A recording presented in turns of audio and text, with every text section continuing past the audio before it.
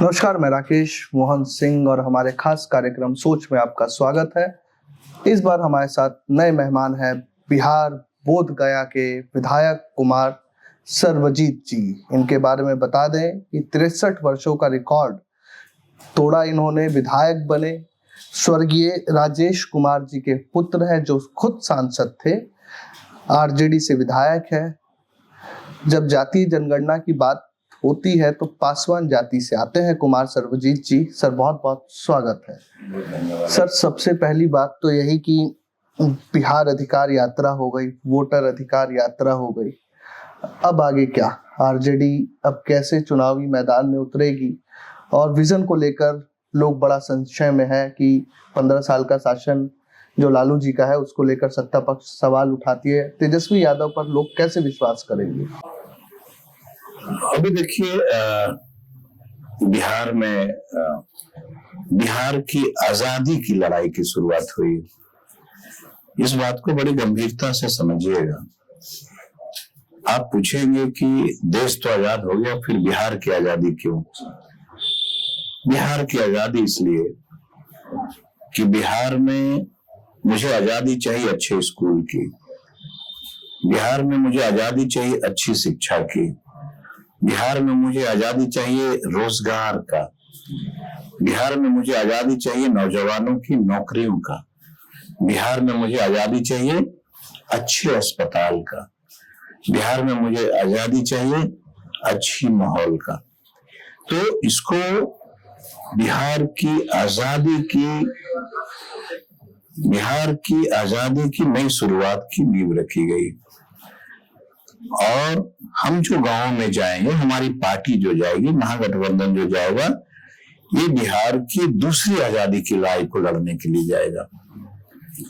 आप सब जानते हैं कि 15 वर्ष 17 वर्ष से नीतीश जी मुख्यमंत्री हैं, लेकिन एक मुख्यमंत्री की बस इतनी ही जिम्मेवारी नहीं है कि सड़क बना दे, हमने पुल बना दिया, हमने कनेक्टिविटी दे दिया, सिर्फ वही जिम्मेवारी नहीं। सर, लेकिन जब आप अस्पताल और शिक्षा की बात करते हैं तो सरकार का दावा है, और कितना सच है इस सरकार और विपक्ष को तय करना है, 705 करोड़ का स्वास्थ्य बजट था 2005 में जब आप आरजेडी की सरकार गई। सरकार का कहना है कि हमने 20,235 करोड़ स्वास्थ्य बजट कर दिया, क्योंकि आप खुद भी मंत्री रहे हैं। उसके बाद शिक्षा में स्टूडेंट क्रेडिट कार्ड योजना, उसके बाद बच्चियों को और बच्चों को कपड़ों के लिए पैसा मिल रहा है, स्कूल ड्रेस के लिए, मिड डे मील जो केंद्र सरकार की योजना थी उसको हमने व्यापक स्तर पर बिहार राज्य में लागू किया। उसके बाद जब तो सरकार का कहना है कि हम फ्री दवाई दे रहे हैं, फ्री इलाज दे रहे हैं और सारे जांच फ्री में हो रही है। तो 705 करोड़ से 20,235 करोड़ तो बजट कर दिया ना सरकार। सवाल ये नहीं है कि आपने बजट कितना कर दिया, सवाल ये है कि बजट का उपयोग कितना हो रहा है। सवाल ये है कि अस्पताल में 200 करोड़, 2000 करोड़, 10,000 करोड़ जो भी आपने घोषणा किया, क्या बिहार के मरीजों को तत्काल आईसीयू बेड मिल जा रहा है? अगर आईसीयू बेड मिल जा रहा है तो बिहार के गरीबों का इलाज जमीन में सुला के क्यों हो रहा है? जब बजट कम था तो लोगों का इलाज बिस्तर पे लेटा के हुआ करता था, बजट ज्यादा हो गया तो जमीन पे लेटा के इलाज हो रहा था। मैं इस देश के तमाम मीडिया के साथियों से आग्रह पहले भी किया, आज भी कर रहा हूं कि आप मेरे और सरकार के मंत्रियों की बात पे क्यों जाते हो? आप सच्चाई अस्पतालों का दौरा करके क्यों नहीं करते हो? सच्चाई की जानकारी आप अचानक से इस देश का कोई चैनल अस्पतालों में क्यों नहीं जाता? ये सत्य है कि अगर एक ऐसा कोई मरीज ला दो मेरे विधानसभा में जो विधायकों के बिना पैरवी का उसको बेड मिल जाता हो, किस बात का बजट? लेकिन ये IGIMS जी,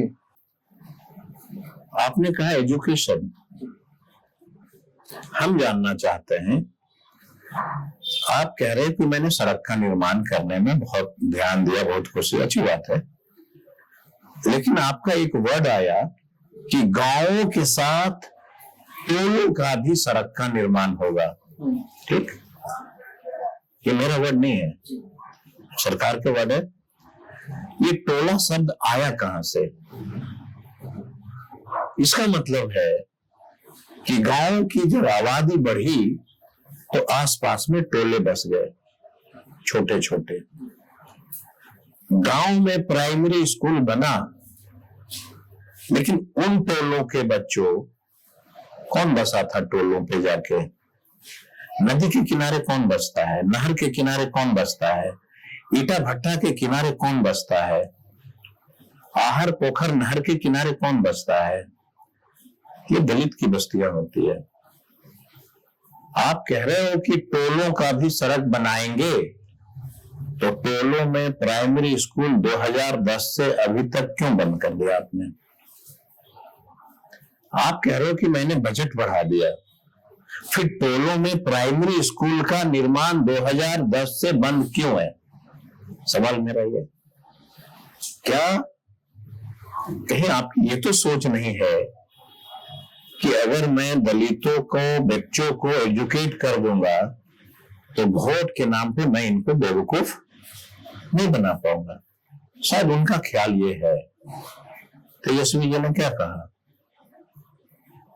तेजस्वी जी का विजन, हर हालत में हम दलितों को, महादलितों को, पिछड़ों को, अकलियत को और ऊंची जाति में जो लोग गरीब हैं, हम हर बच्चे को वेल एजुकेटेड बनाएंगे। लेकिन मैं कह रहा हूं तेजस्वी जी, तो आप ये बता दो, बजट आप बढ़ा रहे हो, सोच आपकी धरातल पर नहीं है। देश का यह पहला राज्य है जहां पे एक लोकतंत्र के जीते हुए व्यक्ति, एक एमएलए को एक नली का भी उद्घाटन कौन करता है? बिहार का चीफ मिनिस्टर करता है। क्या विजन है तुम्हारा? इससे बड़ी शर्म नाम की चीज तो इस देश में हो नहीं सकता। मैं जनता से जीत के आया हूं। ये बेशर्म लोग एमएलए को कहता है तुमको शिलान्यास और उद्घाटन नहीं करना, मुख्यमंत्री करेंगे। सड़क का अगर उद्घाटन, शिलान्यास करना कौन करेगा? चीफ मिनिस्टर करेंगे। सड़क का क्या नाम है? मुख्यमंत्री सड़क योजना।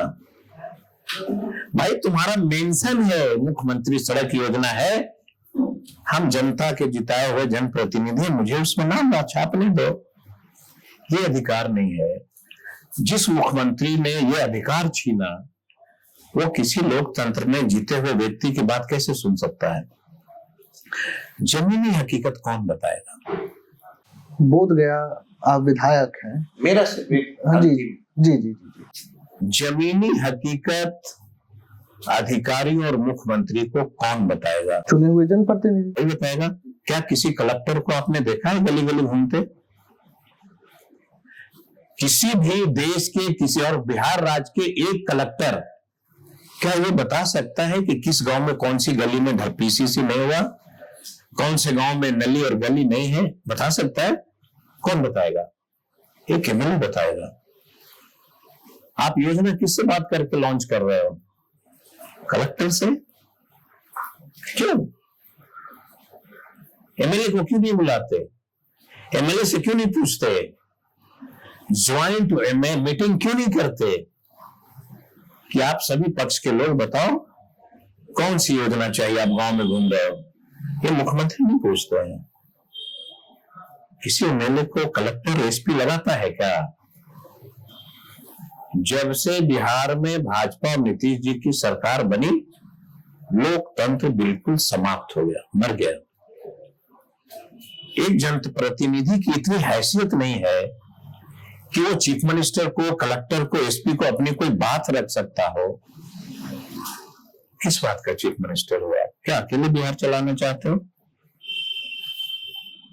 जनता अभी के चुनाव में नारा दिया है कि मैं बिहार की दूसरी आजादी की लड़ाई की शुरुआत कर रहा हूं। आप पर्यटन मंत्री रहे बिहार सरकार में, केंद्र और राज्य सरकार का कहना है कि बोध गया को हम इंटरनेशनल आध्यात्मिक सेंटर बना देंगे। कैसे?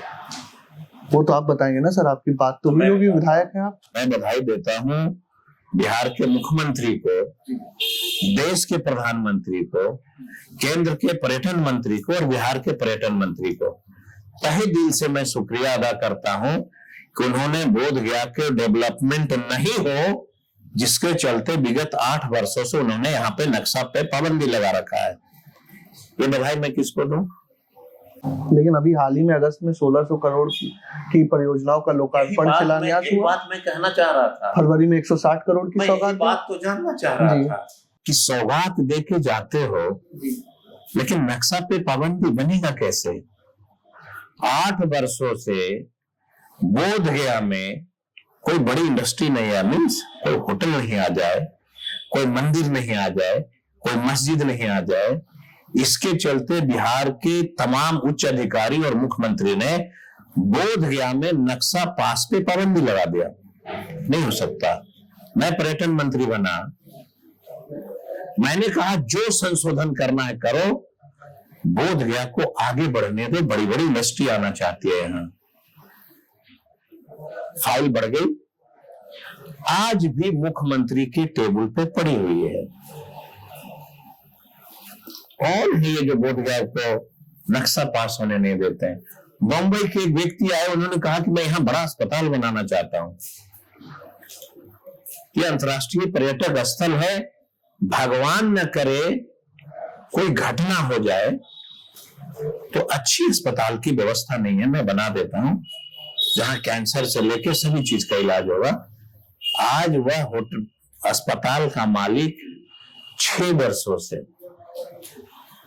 दौड़ रहा है सरकार के पास, मेरी सरकार में, अभी के सरकार में, पूर्व के सरकार में नक्शा का परमिशन नहीं मिलता। कैसे बोध गया को बढ़ाओगे आप समझाएंगे? लेकिन आपकी सरकारों के टाइम पे भी तो सर, मैंने क्या कहा, इंडस्ट्री नहीं लग पाई थी, तभी तो लोग पलायन किए। है ना, बिल्कुल सही कहा आपने, मैं आपकी बात को मानता हूं। आप एक चीज बता दो, जब बच्चे जन्म लेंगे तो माँ बाप जब तक उसको कखा गघा नहीं सिखाएगा या बोलना नहीं सिखाएगा, तब तक क्या वह व्यक्ति डीपीएस में नाम लिखा लेगा? समय क्या था? वह समय था अवेयरनेस का। ये चक्र है, ये चक्र है। एक फेज होता है। लालू जी ने जब सत्ता संभाला, उस समय देश में धारा क्या था? कर पूरी कर पूरा, छोड़ गद्दी धर अस्तूरा। इसका मीनिंग आप निकाल लेना। जब लालू जी को बागडोर मिला था, उसके पहले कर्पूरी जी मुख्यमंत्री थे। कर्पूरी जी सदन में बोलते थे कर्पूरी ठाकुर, तो लोग क्या नारा देते थे? कर्पूरी कर पूरा, छोड़ गद्दी धर अस्तूरा, यही तो बोलते थे। उससे लोगों की मानसिकता को ऊपर उठाने के लिए क्या करना था? अवेयरनेस। बोला हम इंसान हैं, हम और आप बराबर में बैठेंगे। एक फेज था जब लालू जी ने उसको बराबर में बैठाया। वो फेज समाप्त हुआ, मुख्यमंत्री ने डेवलपमेंट की बात किया। अगर मुख्यमंत्री अकेले मुख्यमंत्री होते तो शायद बिहार को ऊंचाई तक ले जाते। तेजस्वी जी का विजन, कितनी आश्चर्य होती है। जिस नेता को आप बोलते हो पढ़ा लिखा नहीं है, क्या कहा उन्होंने?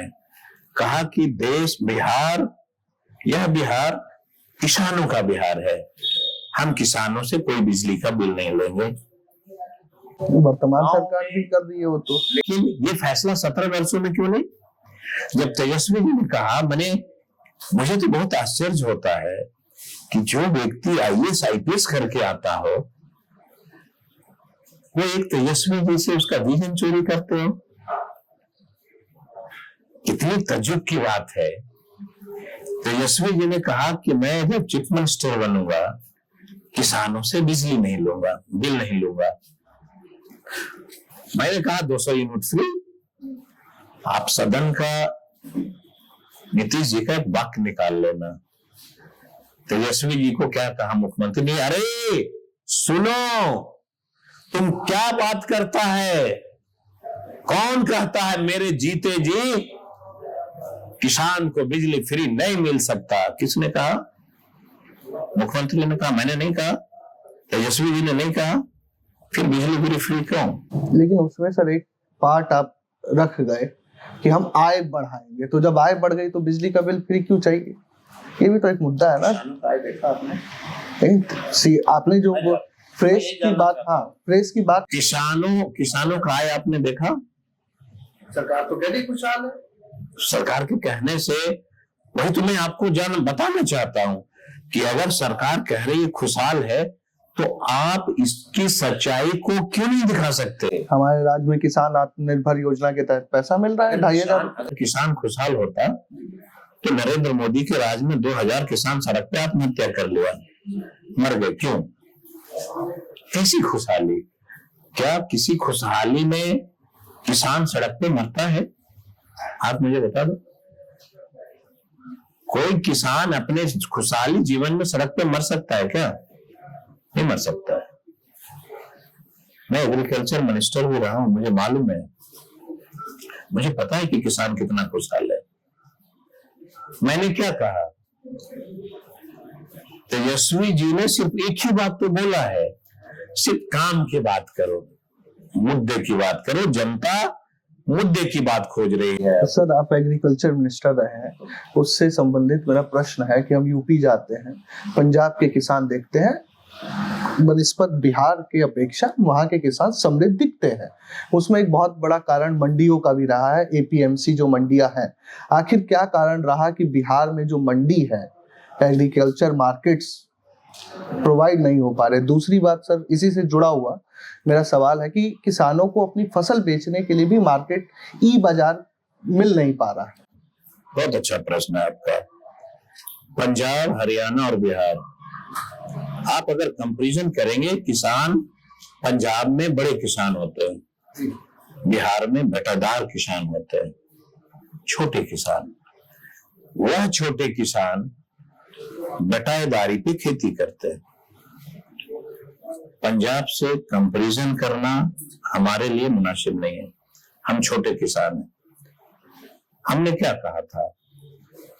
हमने कहा कि हमारे यहाँ जो हर जिले में जो मंडी है उसको रेनोवेट करो, नई पॉलिसी लाओ।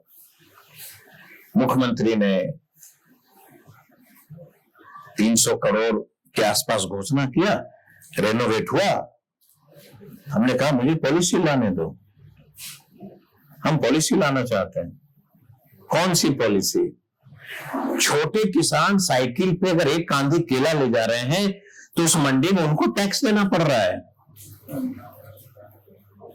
मैंने कहा कि 1 रुपया टैक्स नहीं लगने दूंगा मैं। मंडी में छोटे छोटे होलसेलर की स्थापना करूंगा मैं, जो जब किसान चाहे उस मंडी में अपने सामान को बेच के आ जाओ। रेट बिहार सरकार फिक्स करेगी। मैंने कहा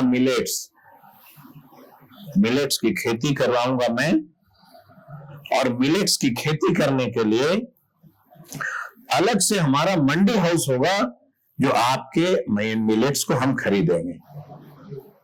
मिलेट्स का सीड जो है बिहार सरकार कई करोड़ रुपए का खरीदती है, बेचती है। आपको शायद नहीं मालूम है, मैंने एक पॉलिसी लाया, बिहार का जितने भी एग्रीकल्चर के जमीन है वो बंजर पड़े हुए हैं, उनको मैं किसानों को दूंगा कि मेरे जमीन में खेती करो, और खेती करके मेरे ही मंडी में मेरे ही जमीन का सीड आइदर मिलेट्स मेरे पास बेच दो।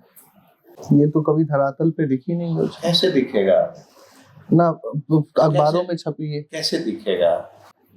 आप दिखाते हो? कौन चैनल दिखाता है? सदन के पटल पे भी तो रखेंगे। मैं जानना चाहता हूँ कौन दिखाता है? ये योजना मंत्रालय से भी तो बाहर निकले। मुझे बहुत दुख के साथ कहना पड़ रहा है, इस देश का आज तक, तकलीफ नहीं मानिएगा, जो सच है, मुझे बोलने का लोकतंत्र में अधिकार है, आज तक एक चैनल नहीं मिला जो किसानों के बीच में बैठ के डिबेट करा ले, गरीब दलित की बस्ती का सर्वे करा ले। हम यही तो चाहते हैं आप क्यों डिबेट कर रहे हो? मोदी जी की मां को गाली दिया, सर्वजीत की मां को गाली दिया। देश यह नहीं मांगता है, देश का युवा ये नहीं मांग रहा है। देश का युवा मांग रहा है कि तुम सर्वे करो कि किस गांव का कितने बच्चे कहां तक पढ़ लिया, इस पे डिबेट कराओ। सर जमीन सर्वे और मैं बता रहा था कि मैंने कहा कि मिलेट्स हम खुद उत्पादन करेंगे और किसानों को सीड बांटेंगे, वो भी नहीं होने दिया। मुझे कहते हुए बहुत गर्व है कि बिहार में गया जिला में इसी बोध गया की बुद्ध की धरती पे मैंने 500 करोड़ का मिलेट्स का सेंटर ऑफ एक्सीलेंस दिया। जैसे ही मैं हटा, जाकर देखो उसकी हालत।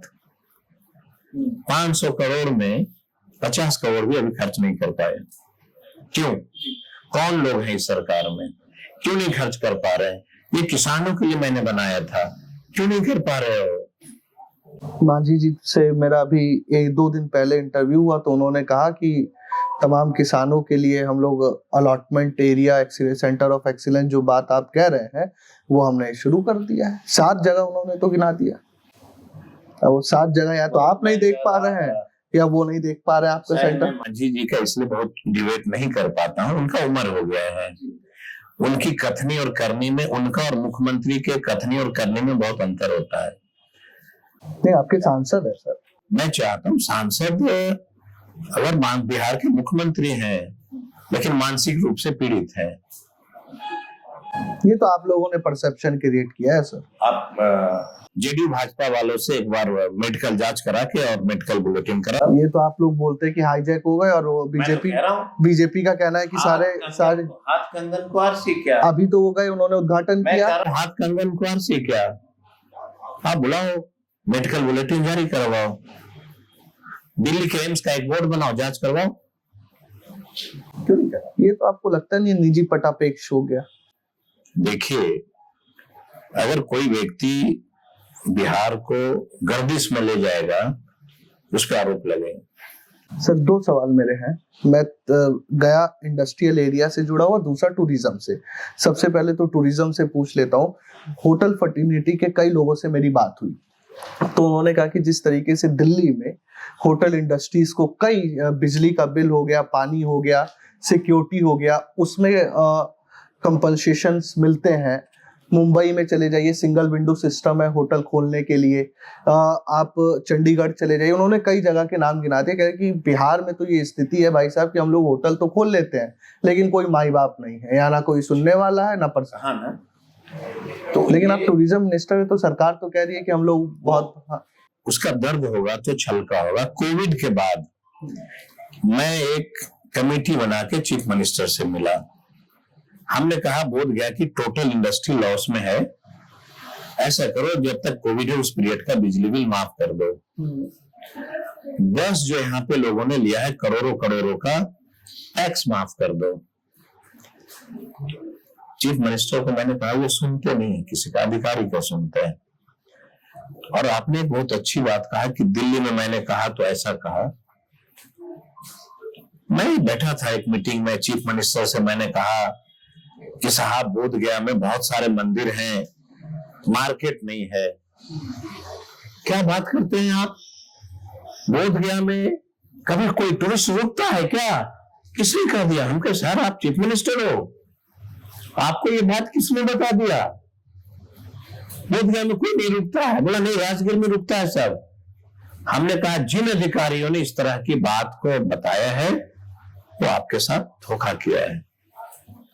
बोध गया में इतनी इंडस्ट्री है, होटल इंडस्ट्री, आते हैं मंदिर घूमते हैं, होटल में रहते हैं। मैंने कहा कि एक जमीन है 10 एकड़ बोध गया के बाजार में, कैनाट प्लेस के तर्ज पे मार्केट बना दो। बड़ा सपना था मेरा। आप जैसे मान लीजिए थाईलैंड जाते हो, जब घर वापस लौटते हैं तो आपके बच्चे और वाइफ ये पूछती है कि तुम थाईलैंड गए थे, कुछ लाए बच्चों के लिए? ये सवाल जब विदेशी लोग यहाँ आते हैं तो वो उससे भी पूछा जाता होगा। मैंने कहा कैनाट प्लेस के तर्ज पे बना दो। मैंने सैंक्शन कर दिया 100 करोड़ का, पर्यटन मंत्री रहते, मैंने सैंक्शन कर दिया 100 करोड़ का। जैसे ही मैंने हटा मतलब मंत्री पद सरकार मेरी गिरी, चीफ मिनिस्टर और उसके अधिकारियों ने मालूम क्या किया, उस मार्केट को 165 करोड़ का मेडिटेशन पार्क में कन्वर्ट कर दिया। ये जो इंटरनेशनल योगा सेंटर टाइप का कुछ बना है। आप ये बताइए ये क्यों किया, आप जानते हैं कि नहीं? इनके पास कोई न कोई ऐसा कंपनी गई होगी जो पार्क को डेवलप करती है, वो कंपनी इनको कन्विंस किया होगा कि साहब मैं बहुत अच्छा पार्क बनाता हूं, यहाँ तो अधिकारियों का चलता है। कोई अधिकारी से मिल लिया होगा कोई कंपनी वाला, वो मार्केट को जो है कैंसिल करके उसको मेडिटेशन सेंटर में तब्दील कर दो। अगर फॉरेनर्स आते मेरे होटल में रुकते और टाइम पास के लिए वो कैनाट प्लेस जो बनता उसमें जाते कि नहीं जाते? विजन आरजेडी का कि भाजपा का, बताओ। लेकिन लोग विश्वास नहीं कर पा रहे हैं सर इस विजन पे।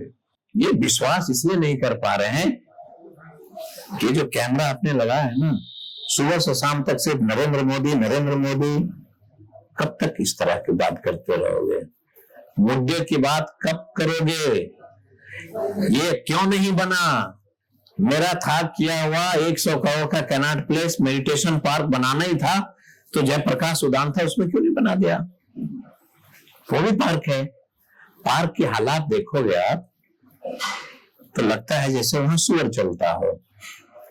भाई क्यों इस तरह का बरगलाते हो लोगों को?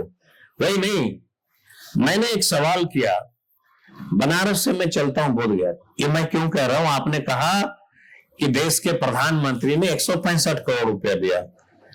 मैं देश के प्रधानमंत्री को आपके माध्यम से पूछना चाहता हूं, साहब बनारस से जब फॉरेनर्स चलते हैं बोधगया के लिए, रास्ता में जब उनको टॉयलेट जाना होता है तो वो खेत में जाते हैं। बड़ी विडंबना है माननीय प्रधानमंत्री जी कि वह जब विदेशी खेत में जाते हैं तो गांव के बच्चे उसका वीडियो बनाते हैं। इससे बड़ा दूरबीन बिहार के यूपी के पर्यटकों के लिए और क्या हो सकता है? मैं पर्यटन मंत्री बना, मैंने कहा कि मैं 50 लाख रुपया दूंगा आपको टूरिज्म डिपार्टमेंट की तरफ से, नॉन रिफंडेबल होगा। एक मजेदार ढाबा बना लो जिसमें फॉरेनर्स और टूरिस्ट बैठे, लेकिन जो ढाबे है ना उससे ज्यादा खूबसूरत टॉयलेट होना चाहिए। फॉरेनर्स को वही पसंद है। बन गया क्या? किसने रोका? आपसे मेरा सवाल, लेकिन सर ये रोका किसने?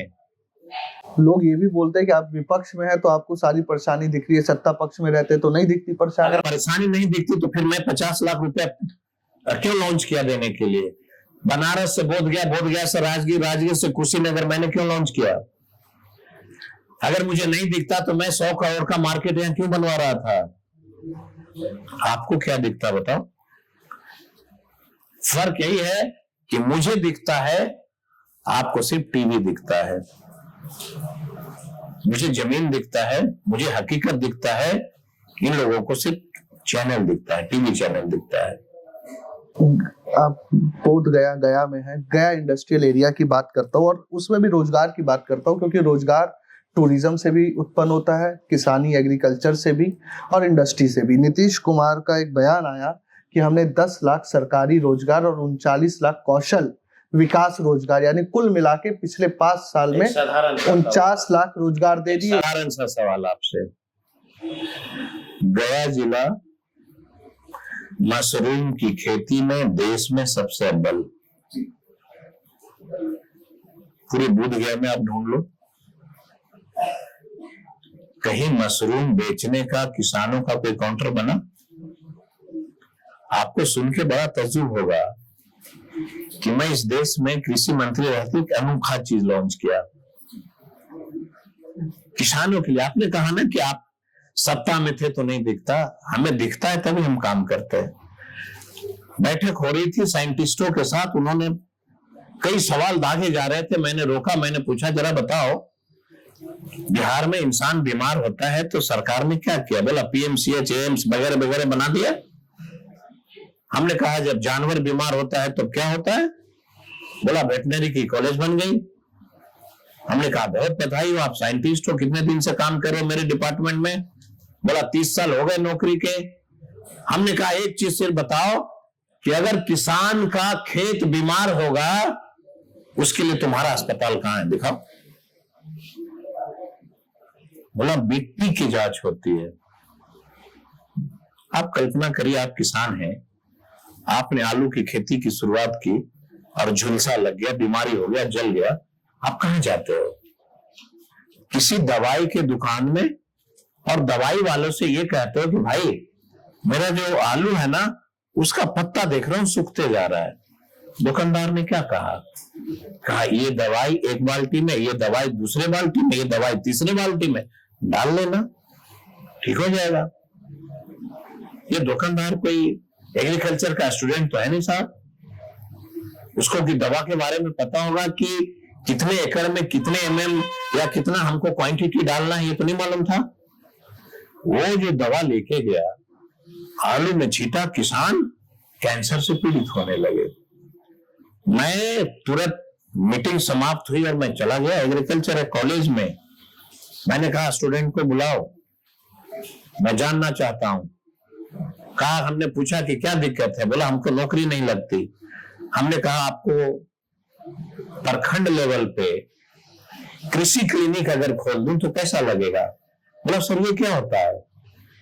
हमने कहा कृषि विभाग के यांत्रिकरण की सारी योजना, मेडिसिन, ये सारी एजेंसी हर प्रखंड में अगर आपको दे दूं, नौकरी नहीं मिल पा रही है तो क्या तुम बैठ नहीं सकते अपनी क्लिनिक में? तुम्हारे पास किसान आएगा, बोलेगा कि हुजूर डॉक्टर साहब जरा चलो मेरा खेत को देख लो। उसमें से एक बंदा खड़ा हुआ, बोला साहब मैं तो गरीब का बेटा हूं, बड़ी मुश्किल से मैं पढ़ा हूं, हम कैसे खोल सकते हैं कृषि क्लिनिक? मैंने कहा कि विभाग से 10 लाख तुमको दिया और सारी लाइसेंस मैंने आपको दिया, जाओ खोलो। ऑनलाइन में मंत्री रहते मैंने ऑनलाइन करवाया, सारी की सारी सिस्टम धराशायी कर दिया। देश में बिहार पहला राज्य था जो किसानों के लिए कृषि क्लिनिक का निर्माण शुरू किया था। कहां गया मुख्यमंत्री जी आपका विजन? बात नहीं करते किसी। ये तो एकदम, वैसे भी दर्शक भी जानेंगे तो यूनिक क्लिनिक तरह का बात है। अभी तक किसी मंत्री या पूर्व मंत्री के मुंह से मैंने ये बात नहीं सुनी। ये यूनिक चीज है, क्यों नहीं लॉन्च किया? लेकिन इसी के साथ प्रशांत किशोर का आरोप है, अब थोड़ी राजनीति पे, कि प्रशांत किशोर, एक तो बताइए आरजेडी को लग कैसे रहे, लुभा रहे हैं मन को कि नहीं लुभा रहे हैं? देखिए दो तरह की बातें हैं इसमें। प्रशांत किशोर बिहार में आके गरीब राज्यों में इलेक्शन को महंगा करा दिया। पहले हम लोग चुनाव लड़ते थे, गांव में जाते थे, भैया मुझे मदद करना, वोट देना। प्रशांत किशोर बिहार में आए और उन्होंने कहा कि अब की बार नीतीश कुमार, होर्डिंग लगा दिया। एक दलित का बेटा इलेक्शन लड़ने जाएगा, अपने इलाका में होर्डिंग का कॉस्टिंग कहां से देगा? समझना बात को बड़ी गंभीरता से भाई। उस गरीब के लिए इतनी महंगा हो गई चुनाव। उसके बाद क्या किया उन्होंने? हाईटेक गाड़ियां में टीवी लगवा दिया। अब बोला इलेक्शन में जाके प्रचार करो। कहा साइकिल बांट दो। ये पैसा कहां से आया, किससे लिया? ये पैसा किसका था? नीतीश जी का। नीतीश जी का ही पैसा था ना, उन्होंने वो प्रचार किया। तो फिर इसके पास पैसे आए कहां से? भाजपा इतनी हाईटेक प्रचार करती है, पैसा आता कहां से है? जनता का पैसा है। जब बिहार हो गया तो प्रशांत किशोर कहां गए? बंगाल, हरियाणा, राजस्थान, यूपी। जब ये घूमना शुरू हुआ तो इनके ऐसे कई छोटे छोटे लड़के जो है, जो एमबीए एमसीए करके आए थे, वो इसके प्रचार के सिस्टम को ले लिया। ठीक। अब साहब प्रशांत किशोर को लगा कि मेरा व्यापार जो है कई लोगों के बीच में ये जागरूकता हो गई। अब हमारा व्यापार कमजोर हो रहा है। अब क्या होना चाहिए? बिजनेसमैन है आप पत्रकार हैं, आपका जिम्मेवारी क्या है? पत्रकारिता। भले आप सच्चाई नहीं दिखाओ, लेकिन निर्माण तो इसी के लिए हुआ था कि नहीं, पत्रकार आज भी सच्चाई दिखा रहा है सर, ऐसी बात नहीं। अच्छी बात है, आप दिखाते हैं तो मैं बधाई देता हूं, लेकिन मुझे राजनीति जीवन में 20 वर्षों से इस बात का मलाल है कि आज तक एक भी पत्रकार किसी दलित के बस्ती में उसकी सच्चाई को नहीं दिखा पाया। ये मुझे मलाल रहेगा। खैर, प्रचार का तरीका बदलना पड़ा पीके को। अब मुझे ये नहीं पता है कि ये जो तरीका उन्होंने अपनाया है ये भाजपा की देन है या कुछ भाजपा का माइंड सेटअप है या नीतीश जी का है, क्योंकि ये कंपनी का प्रचार का तरीका बदला है। अब ये तो आप लोग पत्रकार हो, आप लोग जानो। लेकिन सर आपने उनको पुश किया कि भाई प्रचार का तरीका, बात का विषयांतर कर दिया। सर मेरा सवाल सीधा सटीक ये है कि मान लीजिए 122 का मैजिक नंबर है, 80-90 पे आप लोग रुक जाते हैं गठबंधन के लोग, वो भी 1% बात कर 20-22 वो ले आते हैं तो साथ जाएंगे कि नहीं? मैंने क्या कहा?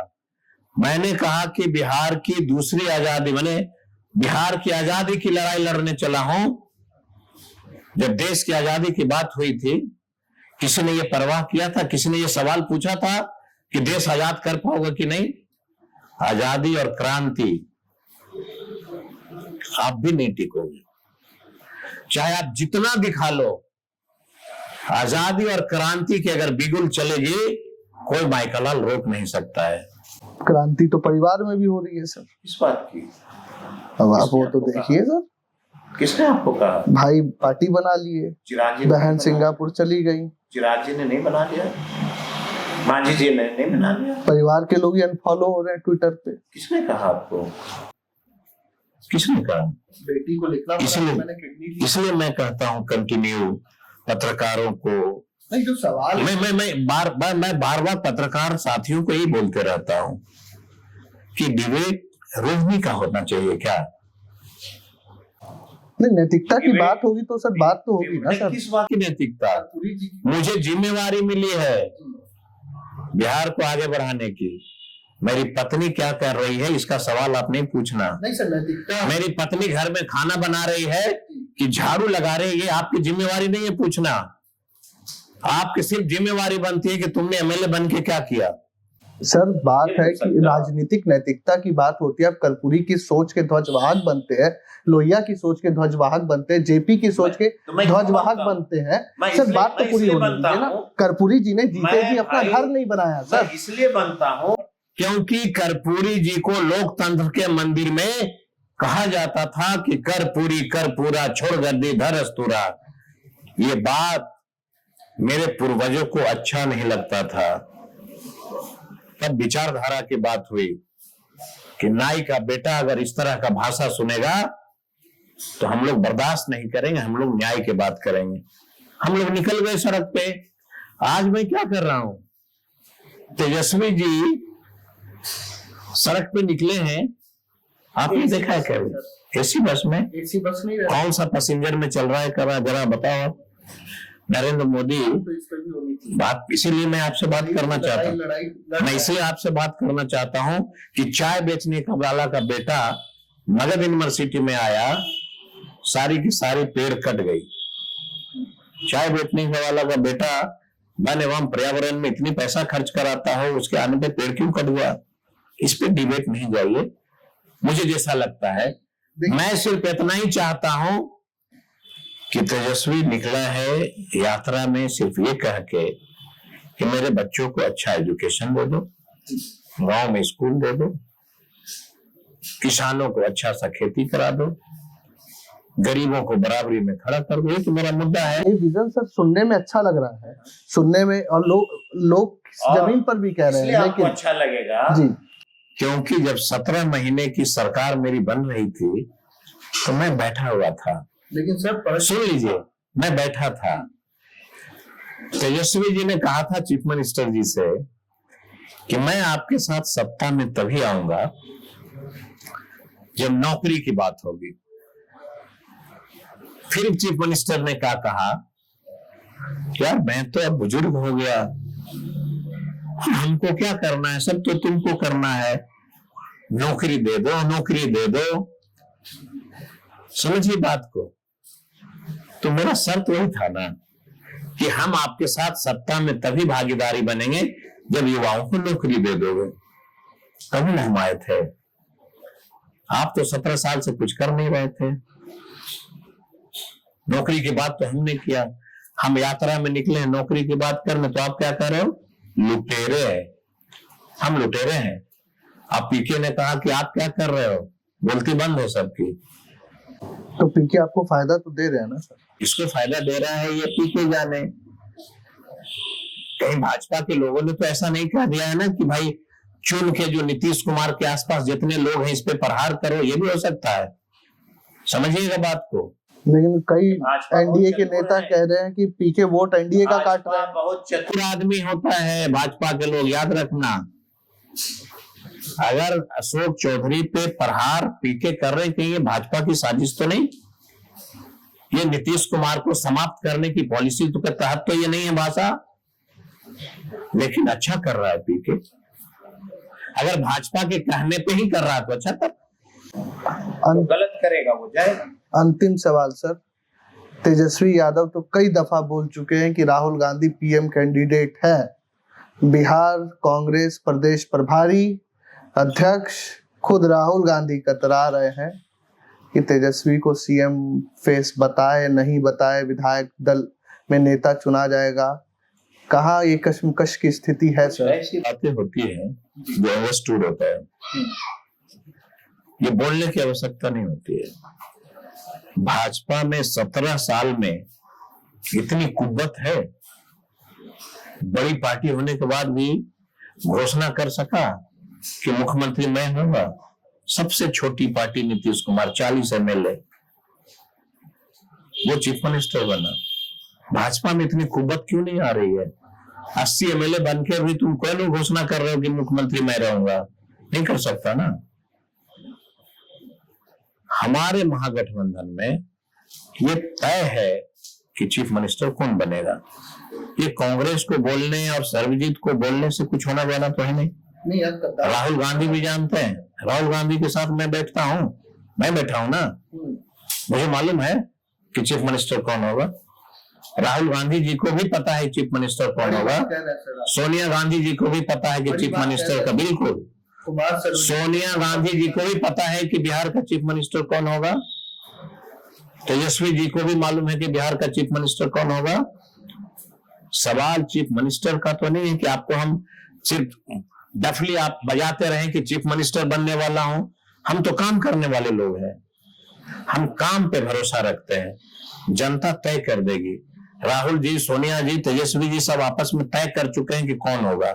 ये जनता के बीच में ढिंढोरा नहीं पीटते, हम सिर्फ पॉलिसी लेके उतरे हैं कि हम अगर चीफ मिनिस्टर बनते हैं, हम मतलब कि अगर महागठबंधन में तेजस्वी जी ने जो विजन दिया है, हम आपका ये सपना साकार करेंगे। एक आखिरी बात जो आरजेडी से जनता प्रॉमिस चाह रही है, बेगूसराय में था सर, कुछ व्यापारियों ने बोला कि भाई साहब आरजेडी और तेजस्वी जो बोल रहे हैं सुनने में अच्छा लग रहा है, मैंने अब बात पहले भी कही, लेकिन अगर उनकी सरकार आ जाएगी तो इनके कार्यकर्ता सर पे मुरेठा बांध के और फिर वही बात हो जाएगी कि तेल पिलाकर लाठी लेकर चल रहे हैं। इस बात पर आप स्पष्टीकरण दे दीजिए कि ऐसा नहीं होगा कि शराब पीकर या नशा कर कर लोग परेशान किए जाएंगे। बात का जवाब तभी देंगे जब उस रीजन का घटना का एक ड्राफ्ट और मुख्यमंत्री अभी जो है इनका ड्राफ्ट घटनाओं का, दोनों को मेरे सामने कंपेरिजन कर दीजिए और आपको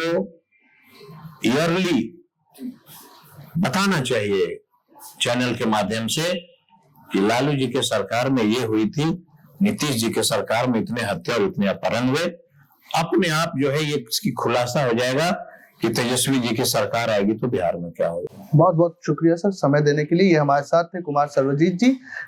उन्होंने तेजस्वी यादव के विजन और महागठबंधन की सरकार बनी तो बिहार किस रूप में विकास की तरफ बढ़ेगा, बड़ी बेबाकी से बताया। फिर मिलेंगे किसी नए मेहमान के साथ, तब तक दीजिए मुझे इजाजत। धन्यवाद।